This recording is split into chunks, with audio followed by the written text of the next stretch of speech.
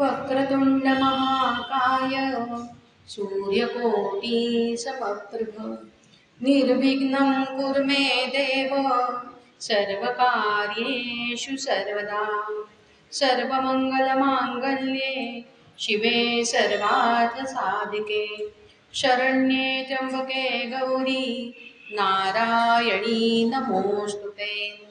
गुरुर्ब्रह्मा गुरुर्विष्णू गुरुदेवो महेश्वरः गुरु साक्षात् परं ब्रह्म तस्मै श्री गुरवे नमः। श्रोता वक्ता श्रीराम समर्थ। माझे गुरु सरश्री यांना माझे कोटी कोटी नमस्कार। सर्व श्रोत्यांनाही माझा सविनय नमस्कार।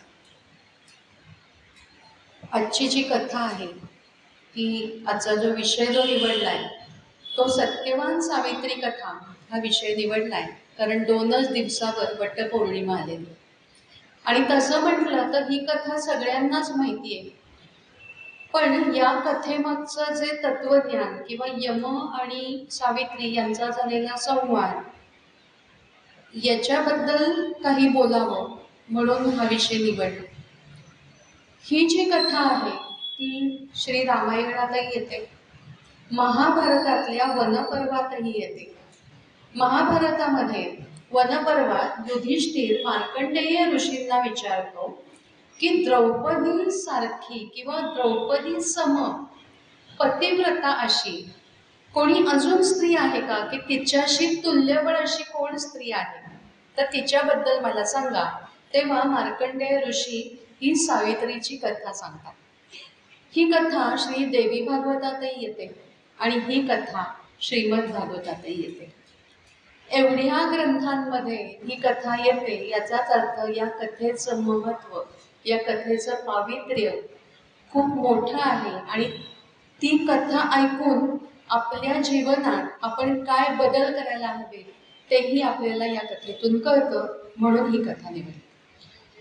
योगी अरविंदांनी सुद्धा या कथेवर एक 24,000 ओळींचं महाकाव्य रचलेलं आहे, जे आपल्याला माहिती पण नाहीये, पण या महाकाव्यामध्ये या कथेच्या मागचं तत्वज्ञान खूप सुंदर त्यांनी सांगितलेलं आहे।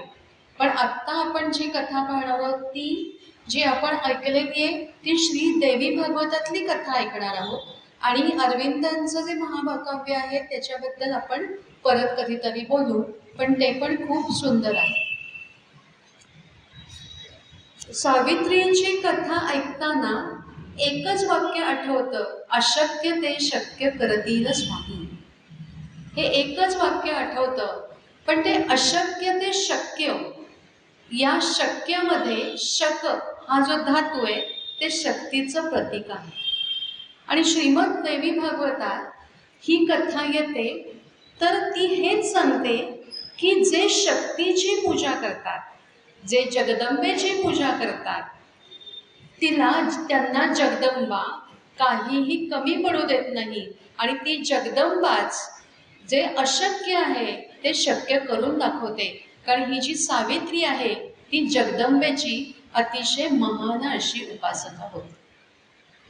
आता ही कोण, ही सावित्री कुणाची मुलगी, कुणाची कन्या, कशी ती जन्मली, तर मद्र देशाचा राजा अश्वपती आणि त्याची अतिशय पुण्यवान अशी भार्या मालती या दोघांच्या पोटी ही जन्मली। त्या दोघांनाही मूलबाळ नव्हतं आणि म्हणून त्यांचे जे कुलगुरू होते तर त्यांच्या सल्ल्याने किंवा त्यांनी सांगितल्यामुळे त्यांनी गायत्रीची पुरश्चरण किंवा गायत्री देवीची उपासना 18,000 वर्ष केली आणि त्याच्यानंतर गायत्री देवी स्वतः प्रकट झाल्या आणि गायत्री देवींनी विचारलं की बोल तुला काय हवंय, तेव्हा राजाने सांगितलं की आम्हाला तुझ्यासारखी कन्या हवी आहे।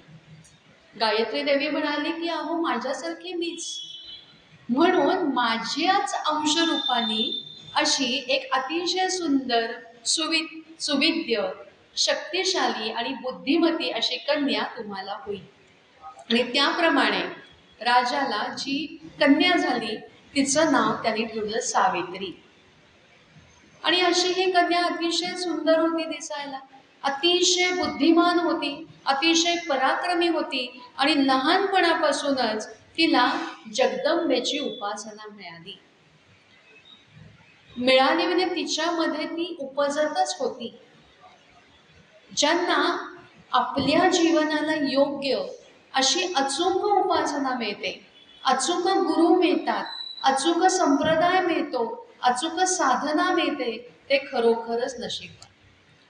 बरेच वेळेला आपण गुरु करतो, पण ते गुरु करताना सुद्धा अतिशय विचार करून. बरेच वेळेला असं होतं की सिद्धी काहीतरी मिळालेली असते, एखादे कोणीतरी सद्गृहस्थ आहेत, त्यांना सिद्धी मिळाल्यात खूप, असं आपल्याला वाटतं आणि म्हणून आपण त्यांना गुरु करतो.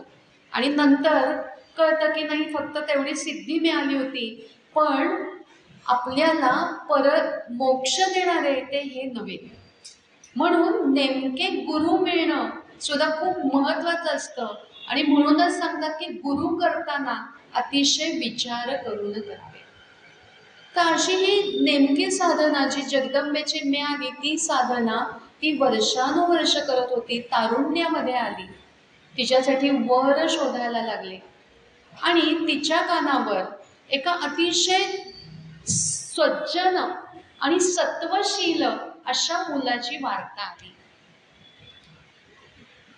कोण होता हा मुलगा? तर युवकसेन नावाचा एक राजा होता आणि हा चांगला चक्रवर्ती राजा होता, पण त्याला अंधळेपण आलं, तो अंध झाला आणि त्याच्याच भावांनी त्याला फसवलं आणि राज्याबाहेर हाकलून दिलं.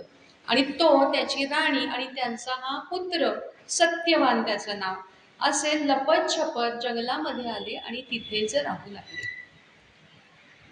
पण ते जरी जंगलात राहताय तरी सुद्धा या सत्यवानाची कीर्ती कशामुळे ही कीर्ती झाली?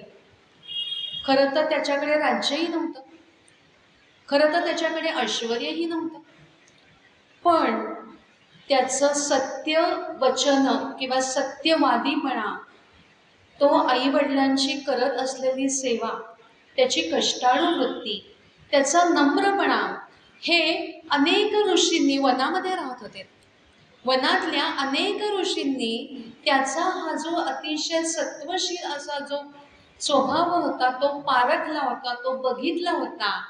आणि हे ऋषीमुनी आपल्याला माहिती आहे, अनेक राजांच्या दरबारी जातात आणि यांच्यामुळे सत्य आपल्या सावित्रीला या सत्यवानासंबंधी कळलं.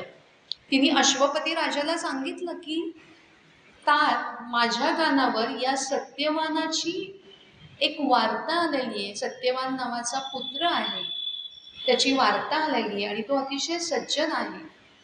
अश्वपतींनी ऋषीमुनींना विचारून घेतलं, कसा आहे मुलगा, कसा आहे पुत्र, आणि त्यांनी हेच पाहिलं की हा पुत्र जरी आत्ता निर्वासित असला तरी तो पराक्रमी आहे, सर्व युद्ध कलांमध्ये तो निपुण आहे, अतिशय सत्यवचनी आहे, आपल्या माता पित्यांचा आदर करणारा आहे आणि अतिशय नम्र आहे, त्याला कुठल्याही प्रकारचा गर्व नाही. आणि अश्वपती म्हणाले की पुत्र उत्तम आहे, स्थळ उत्तम आहे, अवश्य विवाह करूया. आत्ताचा हाच पहिला धडा इथे आपल्याला या कथेतून मिळतो. आपण जेव्हा कुठलाही कुणाचाही विवाह करण्यासाठी स्थळ बघतो, तेव्हा स्थळ बघताना आपण काय बघतो तर किती गाड्या आहेत, घर कसं आहे, 3 BHK फ्लॅट आहे की नाही, घरामध्ये काय सोयी आहेत, किती कमावतो, लाखोनी कमावतोय का नाही, किती बेडरूमचा फ्लॅट आहे, घर कसं आहे, एकदम आधुनिक आहे का नाही, गाडी आहे तर ती काय साधी मारुती आहे का पोर्शे, बरोबर आहे की नाही. पण हे सगळं आपण लक्षात घेताना त्याला काय सवयी आहे, त्याचा स्वभाव कसा, त्याचं तो तत्वनिष्ठ आहे की नाही, त्याच्या जगण्याला काही मूल्य आहेत का नाही, हे आपण बघत नाही.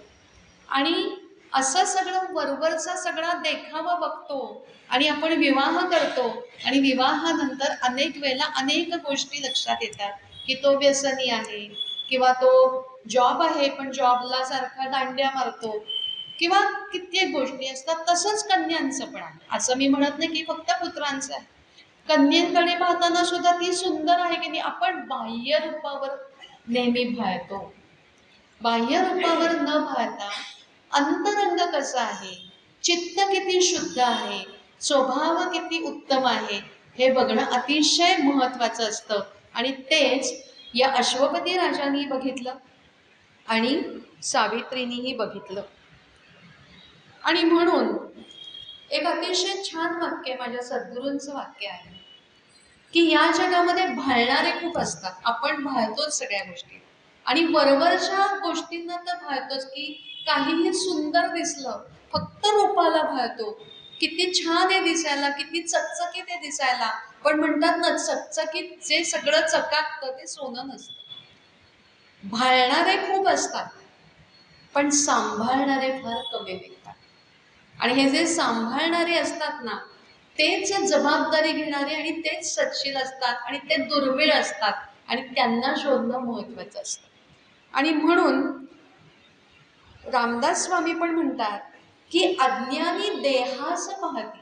अज्ञानी काय पाहतात की देह कसा आहे, किती सुडवलंय, किती रूप आहे, पण ज्ञानी देहांत पाहते म्हणजे आत्मा कसा आहे, अंतरात्मा कसा आहे, चित्त कसं आहे ते खरे ज्ञानी पाहतात. आणि ते पाहणं ही कथा आपल्याला शिकवते.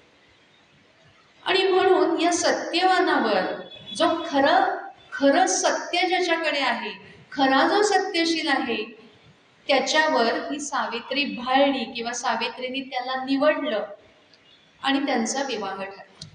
नारद मुनी आले, नेहमीप्रमाणे पत्रिका वगैरे दाखवतात तशा पत्रिका दाखवल्या. नारद मुनींनी सल्ला दिला होता बरं का.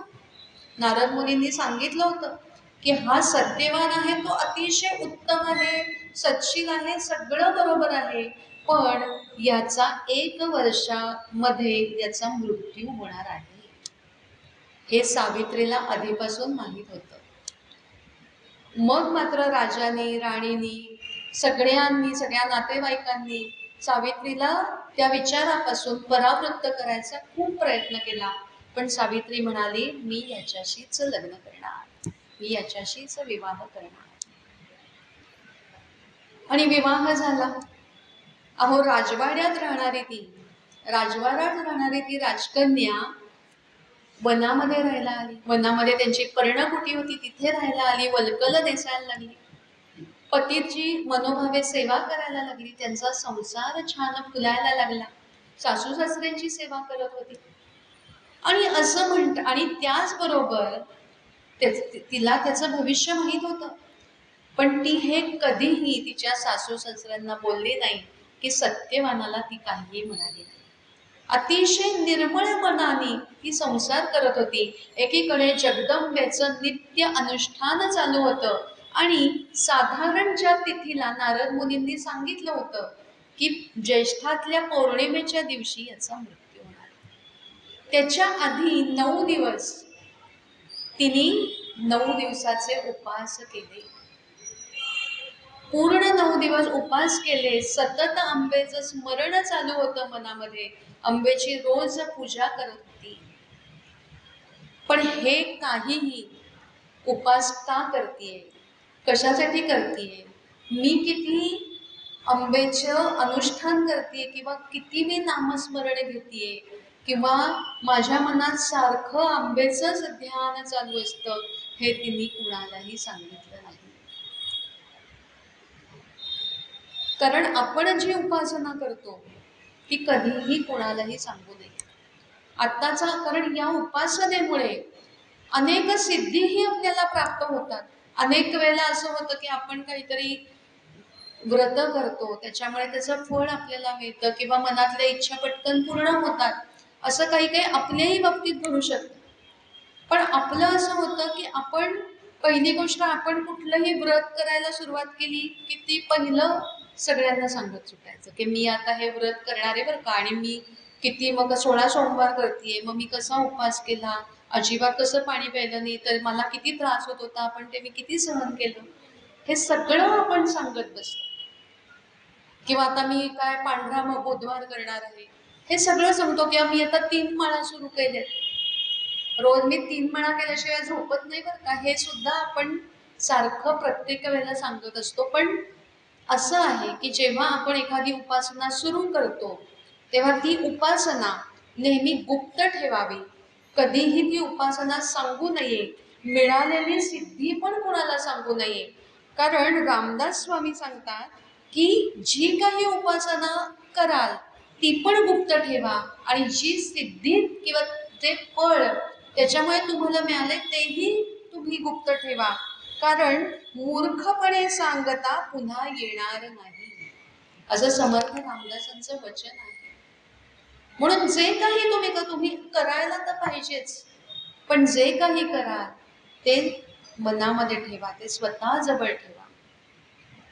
कारण जेव्हा आपण दुसऱ्याला सांगतो की मी हे व्रत केलंय, मी असं करते म्हटल्यानंतर त्याच्यामध्ये अहंभाव येतो, आणि तो अहंभाव आला की तुम्ही आणि परमेश्वर किंवा तो भगवंत किंवा ज्याची तुम्ही उपासना करता त्याच्यात अंतर पडतं, आणि त्या अहंकारामुळे त्याचं जे फळ असतं किंवा ती जी उपासना असते ती फलद्रूप होत नाही.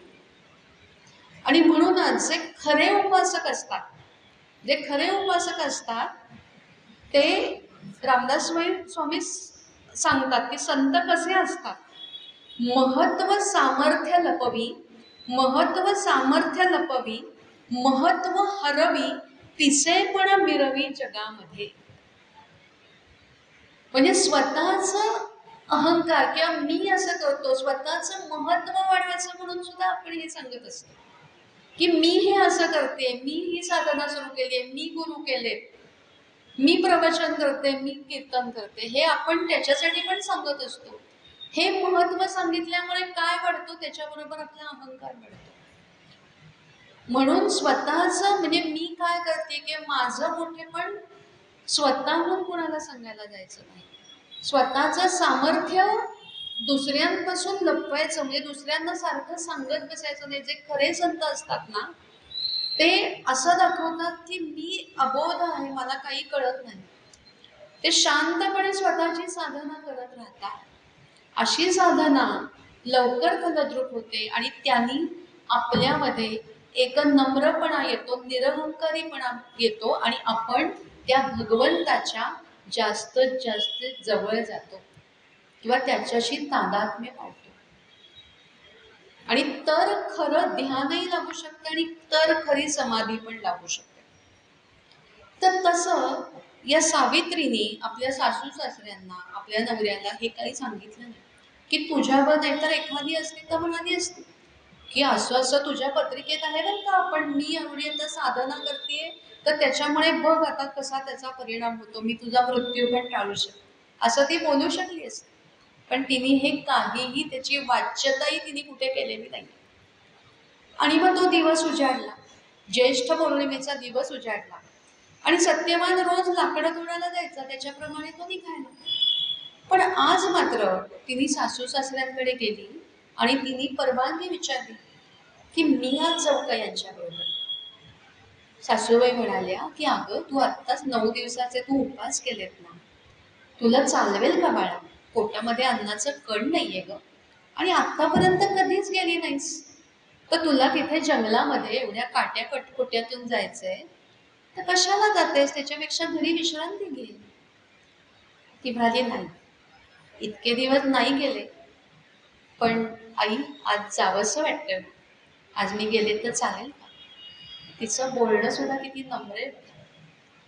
आज जावंसं वाटते, मी जाऊ का, कृपया जाऊ का. जा बरं बाळ, फक्त जपून जा बरं, सत्यवाना हिला नीट ने बरं. आणि दोघं गेले. सत्यवान तिथे जंगलामध्ये पोचला आणि सत्यवान वटवृक्षावर चढला. एक वटवृक्ष होता तिथे, तिथे चढला, आणि असं शास्त्र आहे की लाकडं तोडायची ती सुद्धा कोरडी, म्हणजे पूर्णपणे जी ड्राय म्हणतो ना आपण, तर तशी लाकडं तोडायची. कधी ओली लाकडं तोडू नयेत, कारण ओल्या लाकडांवर जीवजंतू असतात, कीटक असतात, ते मरतात, असं त्याच्या मागचं शास्त्र. तर तशी ती कोरडी झालेली लाकडं तोडायला तो झाडावर चढला. थोडी लाकडं तोडली आणि अचानक तो खाली, त्याला चक्कर आली, म्हणून तो कसा बसा खाली आला आणि सावित्रीला म्हणतोय, सावित्री, सावित्री, अगं मला चक्कर आली ग. सावित्री म्हणाली, घाबरू नका बरं, तुम्ही माझ्या मांडीवर डोकं ठेवून झोपा, असं होतं बरं कधी कधी. आणि तो सावित्रीच्या मांडीवर डोकं ठेवून झोपला आणि जसा झोपला तसे तिथे यमराज आले. जे विशेष लोक असतात, आता हा जो सत्यवान आहे तोही अतिशय निर्मळ मनाचा आहे. आपण पाहिलं तो किती सुस्वभावी आहे, किती नम्र आहे, किती सच्शील आहे. जी अतिशय निर्मळ अशी जी माणसं असतात, अतिशय सज्जन, की ज्यांच्याकडून कुठलंही पाप कधीच घडत नाही, अशा माणसांचे प्राण नेण्यासाठी नेहमी यमराज स्वतः आहे. नाही तर आमच्यासारखी पापी माणसं, जा त्या शिल्पाचं जरा तंगडं दुरून घेऊन ये, असे दूध पाठवत.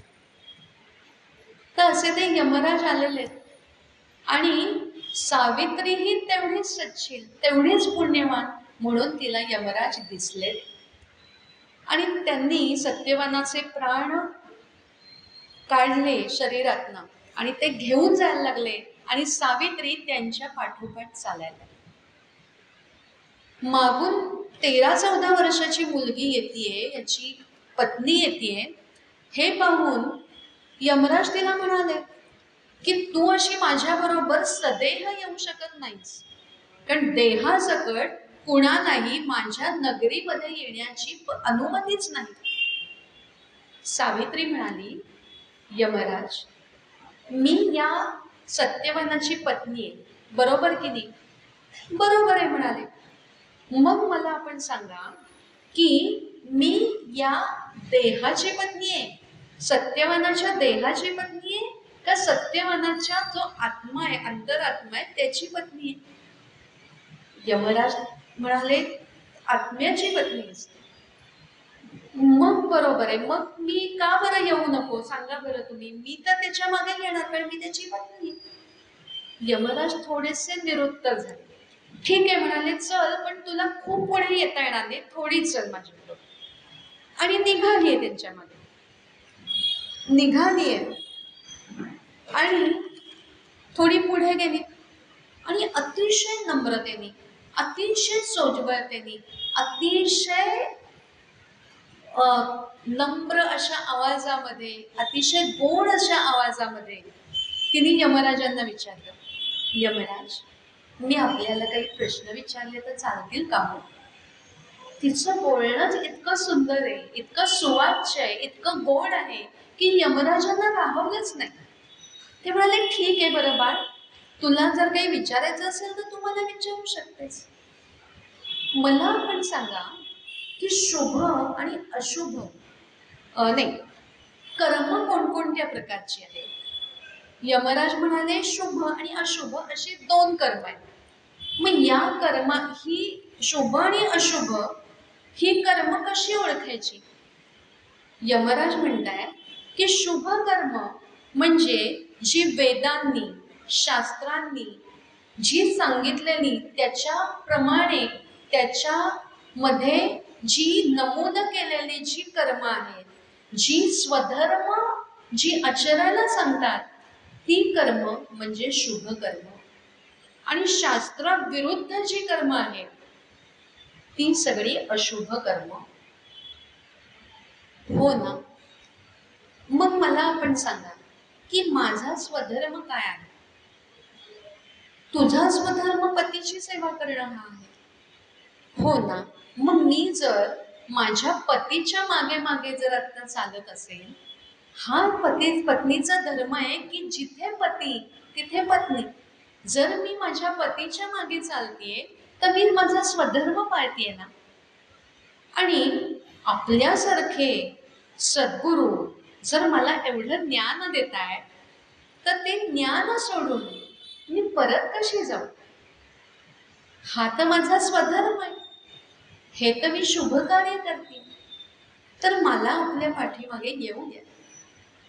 परत यमराज निरुत्तर झाले. यमराज म्हणाले, अगं तू एवढीशी मुलगी 14-15 वर्षाची, पण तरीही तुला किती ज्ञान आहे. बरं बाळ, चल माझ्या बरोबर. अजून काय शंका आहेत तुला, सांग बरं. पुढे ती विचारते,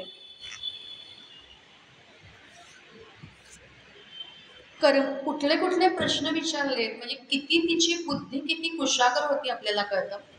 कर्माचं स्वरूप कोणतं, ते उत्पन्न कसं होतं, म्हणजे कर्म उत्पन्न कशी होतात, कर्माचा कर्ता कोण, ज्ञान बुद्धी इंद्रिय म्हणजे नेमकं काय, त्यांच्या देवता कोणत्या, कर्माचं फळ भोगतं तो नेमका कोण आणि भोगायला लावणारा कोण, आणि त्यापासून सुटकेचा मार्ग कोणता, जीव कोण आणि परमात्मा कोण. आता हा जो संवाद आहे ना, यम आणि सावित्री, हा खूप मोठा संवाद आहे. यमराजांनी सावित्रीला सगळ्या नरकांचाही पूर्ण वृत्तांत, की किती प्रकारचे नरक असतात, कुणाला कुठल्या नरकात जावं लागतं वगैरे, हे पण सगळं सांगितलेलं आहे. पण आता आपल्याकडे तेवढा वेळ नाही, म्हणून जे थोडक्यात आणि जे आपल्यासाठी महत्वाचं ते आपल्याला सांगणार आहे. यमराज सांगतात, कर्माचा जो करविता आहे तो दुसरा तिसरा कोणी नसून तो परमात्मा, आणि प्रत्येकाच्या शरीरामध्ये तो आत्मा रूपाने बसलेला आहे, त्यालाच अंतरात्मा म्हणतात. आणि हा अंतरात्माच आपल्याकडून सर्व कर्म करून घेतो. पण करवून कुणाकडून घेतो हा अंतरात्मा सगळी कर्म, तर जीवाकडून करून घेतो. आणि भोगायला ही कर्म तो जीव करतो, त्याचे फळ अंतरात्मा म्हणजेच तो परमात्मा ती फळं त्याला देतो. ती फळं त्याला कुणाला परत भोगायला लावतो, तर परत त्या जीवालाच ती फळं भोगायला लावतो. आणि जेव्हा भेदबुद्धी मिटते, म्हणजेच मी आणि दुसरा यांच्यातली जी भेदबुद्धी आहे, की मी दुसऱ्यांपासून वेगळा आहे. खरं तर सोप्या शब्दात थोडंसं सांगते, म्हणजे यमराजांनी हे सांगितलं की भेदबुद्धी जेव्हा मिटते तेव्हा, म्हणजे भेदबुद्धी मिटणं हा खरा मोक्ष, ही यमराजांनी मोक्षाची व्याख्या सांगितली. त्याचं थोडंसं आपल्याला समजेल अशा याच्यामध्ये सांगायचं म्हणजे, की मी, आपण किंवा बाकी सगळे यांच्यामध्ये प्रत्येकामध्ये अंतरात्मा आहे, सगळ्यांमध्ये परमेश्वर आहे. म्हणजेच आपण दुसऱ्याला वेगळं का समजतो, तर त्याचा देह वेगळा आहे म्हणून तो वेगळा आहे असं समजतो. पण प्रत्येकाचा देह हा या पंच जे आहे पंचतत्वांनी बनलेला आहे, आणि प्रत्येकाचा देह विनाशी आहे हे तर आपल्याला माहिती. फक्त हे वेगळे देह बनवले कारण प्रत्येकाच्या कर्मानुसार ती फळं त्याला त्या त्या जन्मामध्ये भोगण्यासाठी, म्हणून हे देहाचं कवच घेऊन तो भगवंत अंतरात्मा त्या प्रत्येक देहामध्ये शिरून अंतरात्म्याच्या रूपाने तो प्रत्येक देह जन्माला येतो. पण साधनेने, नामस्मरणाने, भक्तीने जेव्हा त्या भक्ताला हे कळायला लागतं की मी आणि दुसरा याच्यामध्ये खरं तर फक्त ही जी देहाची जी आहे ती सीमारेखा आहे, ती आउटलाईन आहे. खरं तर आपण सगळे एकमेकांशी त्या आत्मारूपाने किंवा एकाच तत्वांनी सगळ्यांशी आपण बांधले गेलेलो आहोत. हे जेव्हा कळतं तेव्हा आपलं आणि दुसरं, आपले पण आणि दुसरे पण राहतच नाही, आणि आपण सगळ्यांशी समभावाने वागायला लागतो, किंवा सर्वानुभूती परमेश्वर ही अनुभूती जेव्हा येते तेव्हा त्याला मोक्ष असं म्हणतात.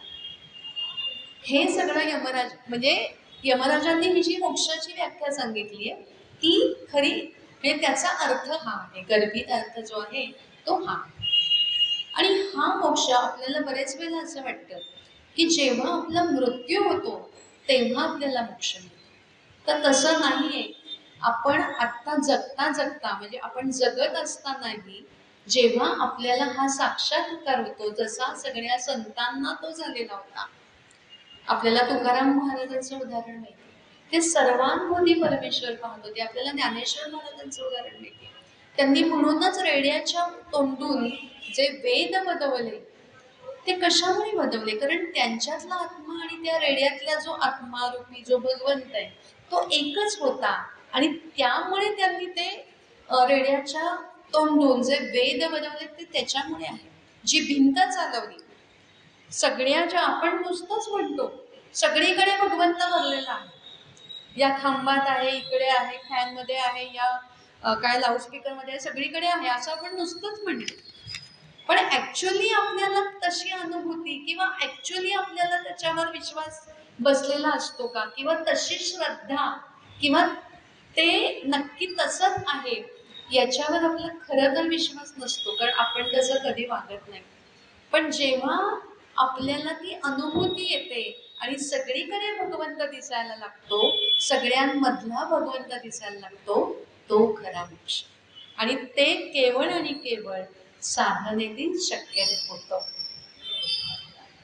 आणि ही जी इंद्रिय आहेत, पुढे यमराज सांगतायत की ही जी इंद्रिय आहेत ती त्या जीवाकडून कर्म करून घेतात किंवा त्याला कर्माच्या मोहात पाडतात. ही जी इंद्रिय आहे ती दोन, म्हणजे ती चांगली पण आहे आणि ती वाईट पण आहे. कसं ते पण सांगितलंय यमराजांनी सावित्रीला. ते सांगतात की इंद्रिय कशी म्हणजे कर्म करायला भाग पाडतात. तर डोळ्यांचं काय काम आहे, तर ते दृष्टी देतात. तर ती दृष्टी देतं, तर चांगल्याकडे वळवणारा सुद्धा हे इंद्रिय आहे. कारण त्या नेत्रांनी जेव्हा आपण भगवंताचं रूप पाहतो तेव्हा ते आपण शुभ कर्म करतो, किंवा चांगल्या गोष्टी पाहतो तेव्हा ते आपण शुभ कर्म करतो. पण त्याच डोळ्यांनी जेव्हा आपण नको ते पिक्चर म्हणा, नको ते रील्स म्हणा, आताचं फेसबुक, व्हॉट्सअप, सगळं जे आपल्याला मायेकडे ओढतं, तर ते सगळं आपल्याला ते अशुभ कर्म आपल्याकडून ते करून घेतं. दुसरं ते म्हणाले कानाने आपल्याला ऐकायला येतं, ते कर्म आपल्याकडून जे श्रोत म्हणजे कान आहेत ते कर्म करवून घेतात आपल्याकडनं. याच्यातही परत तेच की आपण जेव्हा रामनाम ऐकतो, भजन ऐकतो, चांगली प्रवचन ऐकतो, भागवत ऐकायला जातो, कीर्तन ऐकायला जातो, तेव्हा जी होतात ती शुभ कर्म. आणि नको त्या गोष्टी जेव्हा आपण कानाने ऐकतो, नको त्या गोष्टी ऐकून त्या गॉसिप करतो, दुसऱ्यांविषयी वाईट बोलतो, किंवा चुकीचं कर्कश संगीत किंवा काही जे वाईट ऐकतो, तर ते अशुभ कर्म. जिभेचं तेच, वाणीने जेव्हा रामाचा उच्चार होतो, भगवंताचं नाम निघतं, भजनं होतात, तेव्हा ते शुभ कर्म होतो. आणि त्याच वाणीने जेव्हा आपण दुसऱ्यांविषयी वाईट बोलतो, दुसऱ्यांच्या कागाळ्या करतो, तेव्हा, किंवा जिभेचं दुसरंही कार्य की जिभेने जेव्हा आपण सात्विक अन्न खातो तेव्हा ते शुभ कर्म होतं. आणि त्याच जिभेने आपण जेव्हा तामस अन्न खातो तेव्हा ते अशुभ कार्य. त्वचेला सुद्धा जे स्पर्श आहेत, तर ते स्पर्शाच्या जेव्हा आपण नको त्या स्पर्शांच्या अधीन होतो, नको त्या स्पर्शामध्ये आसक्त होतो, तेव्हा ती अशुभ कर्म होतात. आणि जेव्हा त्याचा उपयोग आपण भगवंताच्याच सेवेसाठी करतो तेव्हा ती त्वचा आपल्याला शुभ कर्माकडे नेते. असे ही पंचेंद्रिय जी आहेत, तर ती आपल्याला चांगलं म्हणजे शुभ कर्म आणि वाईट कर्म करायला लावतात. आणि ही जी कर्म आहेत ती त्या कर्माची फळं या जीवाला तो परमात्मा भोगायला लागतो. असं सगळं ज्ञान आपले जे यम महाराज आहेत तर त्यांनी सावित्रीला दिलेलं आहे. आणि सावित्रीचं हे जे इतके म्हणजे नेमके प्रश्न किंवा इतके बुद्धिमान प्रश्न, म्हणजे ती इतकी लहान आहे आणि तरी सुद्धा ती एवढे अवघड आणि क्लिष्ट प्रश्न विचारतीये, हे पाहून यमराज सावित्रीवर अतिशय प्रसन्न झाले. ते म्हणाले, बाळा, तू तुझ्या बोलण्याने, तुझ्या प्रश्नांनी तू मला जिंकलंस बरं. तुला याचे प्राण सोडून, बरं का, याचे प्राण सोडून, सत्यवानाचे प्राण सोडून तुला जे काही मागायचं ते माग, मी तुला दे. ठीक आहे म्हणाली. माझे सासरे आहेत ना, तर त्यांना दिसत नाही, तर त्यांची दृष्टी त्यांना परत येऊ दे. कथा असतो. पुढे चालतायत, पुढे चालत चाललंय आणि परत हिने विचारलं की महाराज, नित्यकर्मांमध्ये काय काय करावं. म्हणजे दिवसभरामध्ये जी आपण कर्म करतो, मग शुभ कर्म जी तुम्ही सांगितली, पण मग रोज जी कर्म आम्ही करतो, तर त्याच्यातलं सर्वात उत्तम असं कर्म कोणतं. यमराज सांगतात की नेहमी संतांच्या संगतीत असावं, नेहमी सत्पुरुषांच्या संगतीत असावं, नेहमी सद्गुरूंच्या संगतीत असावं, किंवा सज्जनांच्या संगतीत असावं. सावित्री म्हणतीये की मग आपल्यासारखे सद्गुरू, आपल्या इतका सत्संग मला दुसरीकडे कुठे मिळेल. आपल्या इतकं मृत्यूचं ज्ञान मला दुसरं कोण देईल सांगा बरं. आणि आपलं असं म्हणलंय का की मी हे वर मिळवून आपल्यासारख्या सद्गुरूंना सोडून मी परत जाऊ. यमराज म्हणताय, यमराज निवृत्त झाले हो. यमराज म्हणताय, तू मला जिंकलंच बाळ, अजून काय बरं पाहिजे. फक्त याचे प्राण मी देणार नाही बरं तुला परत म्हणतात. सावित्री म्हणाली, मी आता काय तुम्हाला माझ्या सासऱ्यांबद्दल बोलले. हो हो म्हणे, त्यांच्यासाठी काय हवं ते मग. त्यांचं राज्य आहे ना, ते त्यांच्या भावांनी बळकावलं, ते त्यांना परत द्या. तथास्तु, अजून काय मागायचं ते मग मी तुला पाहिजे ते दे, फक्त याचे प्राण सोडून जातात. माझ्या सासऱ्यांना माझ्यापासून झालेली 100 नातवंड बघायला मिळाली. गरगन म्हणले हो यमराज, मला तू जिंकलंस पोरी, मला जिंकलंस. जा, तुझा सत्यवान मी तुला परत. आणि त्या सत्यवानाचे प्राण घेऊन तिला आशीर्वाद दिलेला आहे. तिला सांगितलेलं आहे की तू अशीच जगदंबेची उपासना कर आणि तुला नक्की, म्हणजे माझा आशीर्वाद आहे की तुला पुनर्जन्म तुझा होणार नाही, तुला मोक्ष मिळेल. जा, आनंदाने संस्कार कर, सत्यवानाला घेऊन जा. आणि सत्यवान तिथल्या तिथे म्हणजे देह रूपात परत प्रकट झालेला आहे. यमराजाला नमस्कार केलेला आहे. यमराज त्याचे धर्मपिता झालेले आणि यमराज सत्यवानाला घेऊन सावित्री परत आले. इकडे युवकसेन इकडे रानामध्ये बसलेले होते. तेवढ्यात त्यांचे भाऊ आले. महाराज आम्ही चुकलो, ते जे राज्य आहे ना, ते तुमच्यासारखं दुसरं कोणीच चालवू शकत नाही, आम्हाला काही जमलं नाही, ते आपणच राज्यावर बसा. आणि युवकसेनांनी डोळे उघडले, तर काय तुमची दृष्टी परत आली. म्हणाले, माझी दृष्टी कशी काय परत आली. आणि बघतात तर इकडून सत्यवान सावित्री परत आले. त्यांना काहीच कल्पना नाहीये, सत्यवानाचे प्राण गेले होते, सावित्रीने परत आणले. सावित्रीने इथे सुद्धा परत आल्यानंतर एकटे विचारतात सावित्रीला, अगं बघ काय चमत्कार झाला, माझी दृष्टी परत आली, हे माझे बंधू आले मला न्यायला, कसं काय तो हा चमत्कार झाला. बाळे, तुझं पायगुण बरं हा, असं ते प्रेमाने म्हणतात.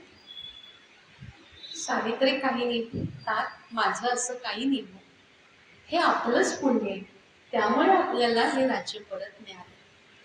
सत्यवानाने नमस्कार केलेला आहे आणि सत्यवानाने सगळी कथा त्याच्या वडिलांना सांगितलेली आहे. आणि मग त्यांना कळलेलं की सावित्रीमुळे सत्यवानाचे प्राण परत आले. इथे पण एखादी असती तर म्हणाली असती, हो माझ्यामुळे हा शब्द तिने एकदाही उच्चारलेला नाही.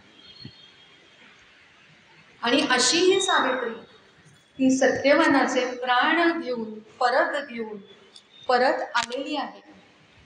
आणि या दिवशी म्हणून ही जी ज्येष्ठ पौर्णिमा आहे ती वटसावित्रीचं, ही जी सावित्री आहे जी अतिशय उत्तम अशी साधिका पण आहे, जगदंबेची साधिका आहे, अतिशय उत्तम साधना करणारी आहे, गायत्री देवींचा जी अंश मानली जाते किंवा गायत्री देवींचंच हे रूप आहे. आणि अतिशय पुण्यवान अशी आहे की जिने तिच्या नवऱ्याचे, तिच्या प्राणवल्लभाचे प्राण तिने परत मिळवलेले. अशा सावित्रीचं स्मरण करण्यासाठी आपण वटसावित्री हे व्रत करतो. पण आत्ता असा काळ आलेला आहे की त्या वटसावित्रीच्या सणावर किंवा वटसावित्रीचं जे व्रत आहे त्या व्रतावरही अनेक जोक्स व्हॉट्सअपवर फिरत असतात. आणि आपणच आता किती गर्भित अर्थ आहे त्या कथेच्या मागे, आणि आपणच आपली संस्कृती अशा तऱ्हेने आपणच मारतोय, हे आपण लक्षात ठेवायला पाहिजे. आणि याच्या मागे किती महान अर्थ आहे.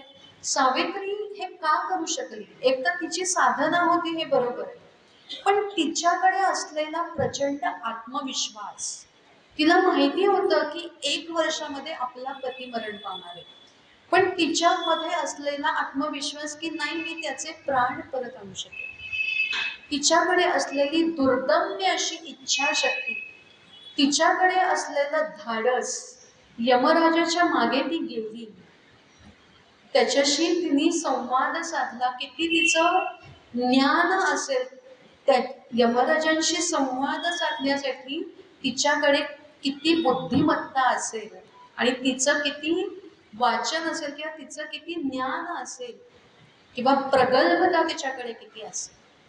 तर या कथेतून हे शिकायचं, प्रेम, नवरा बायकोचं प्रेम म्हणजे प्रेमामुळे तर ती गेलीच, प्रेम होतच, आपण फक्त तेवढंच बघतो की प्रेम होतं म्हणून गेली आणि 7 जन्म त्यांनी तिला मिळवलं, तिने त्याला मिळवलं, की 7 जन्म हाच पती मिळू देत आणि त्या 7 जन्म हाच पती मिळू देत याच्यावरूनच सारखे जोक्स असतात. पण त्याच्या मागे सुद्धा किती मोठा संदेश आहे की या दोघांचं एकमेकांशी जे असलेलं जे आत्म्यामधलं जे प्रेम आहे किंवा आत्म्याशी आत्मा जुळणं, हा जो याच्या मागचा जो भाव आहे की पती पत्नींनी किती कसं असलं पाहिजे हे पण आपल्याला याच्यातून कळतं. त्याच्यासाठी सुद्धा ही कथा खूप महत्वाची. आणि आपण काय म्हणतो, बस कर तुझं रामायण, बस कर तुझं पुराण, पण या पुराणांमधल्या या ज्या गोष्टी आहेत तर त्या आपल्याला खूप मोठी समज देऊन जातात. हा जो यम आणि सावित्रीचा जो संवाद आहे त्याच्यात यमराजांनी सावित्रीला दिलेलं जे ज्ञान आहे तेही खूप महत्वाचे आहे. आणि म्हणूनच आता वट वृक्षावर तो चढला हे एक कारण होतं, वट वृक्षाचं आपण त्या दिवशी पूजन करतो त्याचं कारण. दुसरं, वटवृक्ष हा ज्ञान आणि निर्वाणाचं एक प्रतीक आहे. बुद्धांना वटवृक्षाच्या खाली ते बसले आणि तिथेच साक्षात्कार झालेला आहे. आणि वटवृक्ष दीर्घायुष्य आणि अमरत्वाचंही प्रतीक आहे. तो जे काही पवित्र वृक्ष मानले जातात त्यातला एक अतिशय पवित्र असा वृक्ष आहे की जो जास्तीत जास्त ऑक्सिजन हवेमध्ये सोडतो. म्हणजे तसं म्हटलं तर तुम्ही ह्याला आपण काय करतो की प्रत्येक गोष्टीला विज्ञानाचे निकष लावतो. तुम्हाला जर आपल्याला जर विज्ञानाचे निकष लावायचे तर या गोष्टीला लावा की वटवृक्षाची पूजा का, कारण तो एकतर दीर्घायुषी आहे, त्याची मुळांमुळे आपल्या जमिनीची झीज थांबते, कारण मुळं खूप आतवर गेलेली असतात, छाया देतो, जास्तीत जास्त ऑक्सिजन सोडतो, त्यामुळे हवा शुद्ध करतो, तो आपल्याला जीवन देतो असं म्हटलं तरी सुद्धा चालेल. आणि म्हणून एक कृतज्ञता म्हणून आपली भारतीय संस्कृती कशी आहे, प्रत्येक गोष्टीला, प्रत्येक जीवाला, अगदी नागाला सुद्धा आपण, नागाचंही आपण पूजन करतो. वृक्षांचं पूजन आपल्याला काय शिकवतं? झाडं जगवा हा संदेश तर आत्ताच्या युगात, आत्ताचा यावेळेचा उन्हाळा आपण सगळ्यांनी पाहिला, किती डिग्री तापमान झालं होतं आपण सगळ्यांनी पाहिलं. तर झाडं जगवा, झाडं वाचवा आणि झाडं किती महत्वाची आहेत हे पण हे व्रत आपल्याला सांगतं. त्यामुळे वटसावित्रीचं जे व्रत आहे किंवा वटसावित्री जी कथा आहे ती कुठल्याही तऱ्हेने चेष्टा करण्यायुक्त नाही, करण्याजोगी नाही. जर कोणी चेष्टा करणारं भेटलं तर आपण जरूर त्यांना उत्तर द्या, त्याच्या मागचं तत्व समजावून सांगा. आणि फक्त काय प्रार्थना म्हटली जाते वटसावित्रीच्या दिवशी जेव्हा आपण पूजा करतो तेव्हा, ती फक्त म्हणते. आणि आजचं हे प्रवचन आपण समाप्त. सावित्री ब्रह्म सावित्री सर्वदा प्रिय भाषिणी, तेन सत्येन मां पाहि दुःख संसार सागरात, अवियोगो यथा देव सावित्र्या सहितस्य ते, अवियोगो तयास्माकं भूया जन्मनि जन्मनि, वटमूले स्थितो ब्रह्मा वटमध्ये जनार्दन, वटाग्रे तू शिवो देव सावित्री वट संश्रिता. इथे चक्क या शेवटच्या 2 ओळीमध्ये म्हटलेलं आहे की वटवृक्षाच्या मुळांमध्ये ब्रह्मदेव असतात. वटवृक्षाच्या ज्या फांद्या आहेत ते जनार्दन स्वरूप आहे, ते जे स्वरूप आहे ते तिथे जनार्दन बसलेले आहेत, म्हणजे विष्णू बसलेले. आणि वटाग्रे तू शिवो, म्हणजे वटाग्र म्हणजे जो शिरोभाग आहे वटवृक्षाचा, तिथे स्वतः शिव भगवंत आहे. आणि पूर्ण वटवृक्ष वर सावित्री देवी स्थित आहे असं म्हटलेलं आहे. म्हणून ही प्रार्थना करतात. आताच्या प्रवचनामध्ये जे काही चुकलं असेल ते माझं होतं, त्याबद्दल सर्व श्रोत्यांनी क्षमा करावी. आणि जे काही उत्तम होतं ते माझ्या गुरूंचं होतं. श्रीकृष्णार्पणमस्तु.